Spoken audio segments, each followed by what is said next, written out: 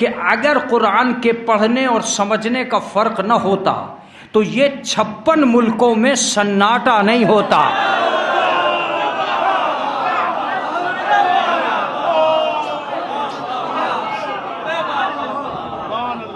کیا ان ملکوں میں قرآن نہیں پڑھا جا رہا ہے؟ کیا قرآن کو اٹھایا نہیں جا رہا ہے؟ یا قرآن کو روزانہ قرآن مجید سے آغاز نہیں ہو رہا، ان کے ٹیلی ویژنوں کا آغاز ہوتا ہے؟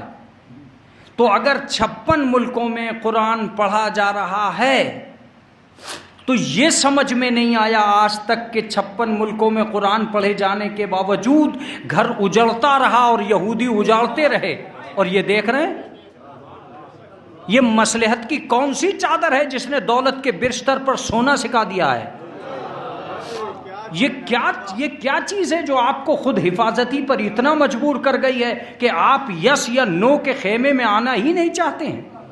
56 ملکوں کے اندر سناٹا اور روزانہ قرآن پڑھ کر ثواب کمانا اور بچوں کی چیخیں، بچوں کی پکار، بچوں کے بلبلاہٹ، روزی کا نہ پہنچنا، پانی کا نہ پہنچنا اس بات کی دلیل تھا کہ قرآن پڑھ کر ہی دین بچایا جا سکتا تھا.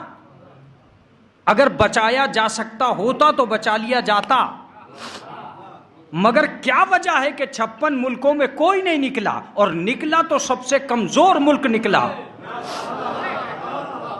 ایک ملک جو ساری دنیا میں صرف ایک ملک تھا. تو میں نے کہا بھائی تم ہی کیوں جا رہے ہو، تم ہی اپنی انرجی کیوں ویسٹ کر رہے ہو؟ کہا تم نہیں جانتے ہو مولانا، ہمیں جانا ضروری ہے اس لیے کہ اگر کربلا نہ ہوتی تو ہم بھی نہ جاتے.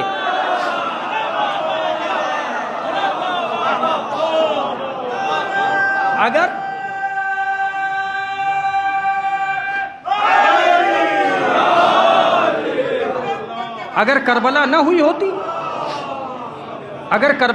ہوتی تو ہم بھی نہ جاتے. اگر ہم عزادار نہ ہوتے تو ہم بھی نہ جاتے. اگر ہم مظلوم کے طرفدار نہ ہوتے، اگر ہم فرش مظلوم پہ بیٹھے ہوئے لوگ نہ ہوتے تو ہم بھی نہ جاتے. میں سمجھتا ہوں کہ اب مزید کسی بات کے کہنے کی ضرورت نہیں رہ گئی ہے، مگر میں آج سنی سماج سے بہت قریب آ کر یہ کہنا چاہتا ہوں کہ جب ان سے پوچھا گیا کہ تم نے ایسا کیوں نہیں کیا اور ان سے پوچھا گیا کہ تم نے ایسا کیوں کیا، کہ آج ساری دنیا کی سمجھ میں امام حسین کا جانا آئے گا. کل تک دنیا تم سے پوچھ رہی تھی کہ اکیلے حسین کیوں کربلا گئے، اب تم ان سے پوچھنا اکیلا ایران کیوں فلسطین گیا.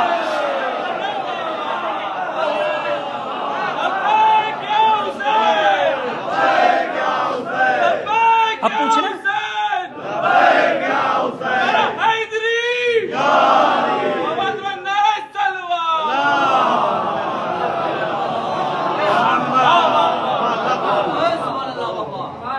اکیلا حسین کیوں کربلا گیا تھا.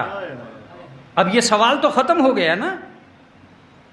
کل تک جو لوگ یہ کہہ رہے تھے کہ اکیلا حسین کیوں کربلا گیا، آج ان سے یہ پوچھا جائے کہ اکیلا ایران ہی کیوں فلسطین گیا. جس مصلحت کی چادر کو کل لوگوں نے اوڑھا تھا، اسی مصلحت کی چادر کو آج لوگوں نے اوڑھا ہے. ان 56 ملکوں کا سناٹا بتا رہا ہے کہ خود پرست کون ہے، خدا پرست کون ہے.